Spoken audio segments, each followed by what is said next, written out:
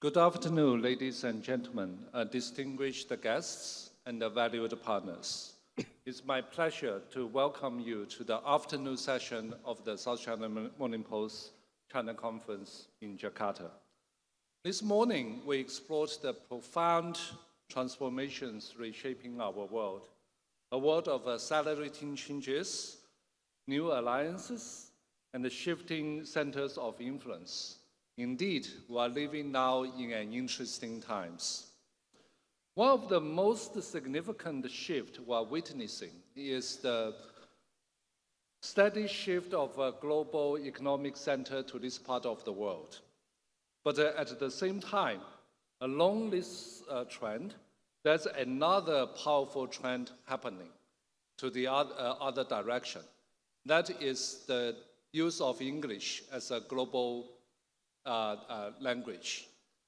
50 years ago, at the peak of the US global power, actually about 70% of the business conversations around the world were conducted in English.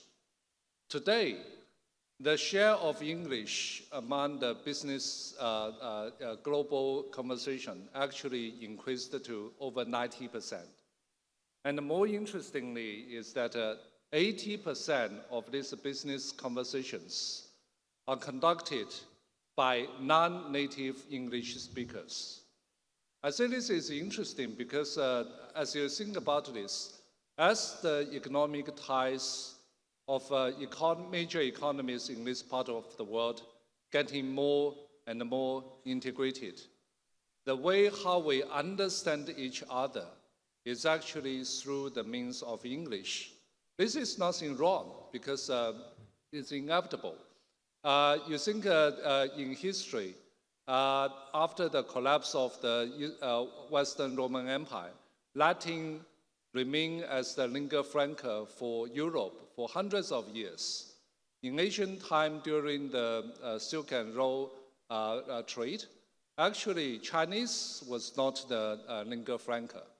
So today, in the foreseeable future, we believe that we will continue living in an English-dominated world for some foreseeable years. But a side effect of this is that for a lot of the Asian countries, when we come to understand each other, we are looking at each other through the lens of the Western, particularly the Anglo-Saxon dominated media. And a lot of the time, while we all complain about the bias or the lack of local knowledge or the lack of understanding of those reports on us, we're actually using them to understand other Asian countries and other Asian economies. This is where I think SMP comes in. SMP has a history of 120 years.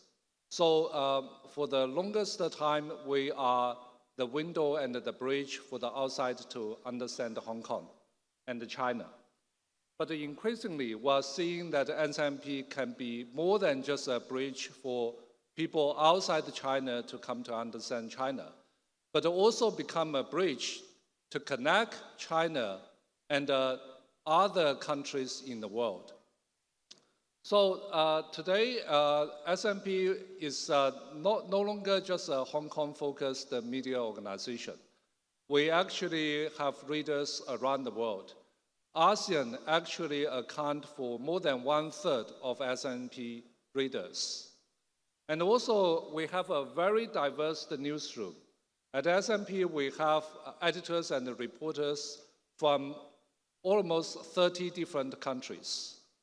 Even for our China coverage, our China reporting team, there are Hong Kong Chinese, there are mainland Chinese, there are Taiwanese, there are people from different ethnic background, and there are ASEAN colleagues, we have Europeans, so it's a very diverse newsroom. And we see our mission is not simply to report on China. So China is the center of our coverage, but it is not exclusively about China. It's actually more about the conversation about China.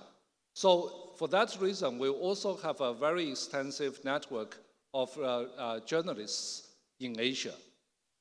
Going forward, we really want to become this platform where the conversation about China, the interaction between China and its neighbor, can use SMP as a platform, not only for news reporting, but also to exchange ideas and exchange information. At SMP, every day we produce more than 100 stories. It's not possible, even for me, to read every story. So going forward, we're also thinking that how we can lead the transformation of media organizations. The media needs to become more than just a platform providing day-to-day news, but also a source for intelligence, for analysis, for more in-depth information that you can use. So for this purpose, about a year ago, we found a new product called SMP Plus. You actually can find the booth just outside this main venue. The SMP Plus, we don't just provide news. We actually do the curation for you. Every day we pick the most important news that you need to know. And we are not only giving you what SMP has been reporting, but also what others has been reporting on this important subject.